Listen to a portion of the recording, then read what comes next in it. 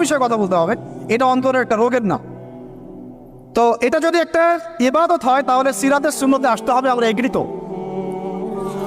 ঠিক আছে। এখন দ্বিতীয় কথা হচ্ছে 3 নম্বর শর্তটা আরো ডেঞ্জারাস, সেটা হচ্ছে রিজিক হালাল হতে হবে। রিজিক এই জায়গায় সবাই একটু ফিকির করেন, দেখেন একটু আপনারা আপনাদের রিজিকগুলোকে দেখেন যে কতজনের রিজিক 100% হালাল আছে। এগুলো আমাদের কিন্তু প্র্যাকটিক্যাল কথা, আমরা কিছু খালি তাত্ত্বিক কথা বলে চলে যাবো এমন না, প্র্যাকটিক্যালি ইমপ্লিমেন্টটা বেশি জরুরি এখন।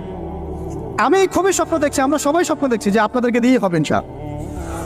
কারণ এই জেনারেশন করে দেখিয়েছে, এই জেনারেশন করে দেখিয়েছে এবং তারা আমাদেরকে দেখিয়েছে কোন ভাষায় কথা বললে কাজ হয়।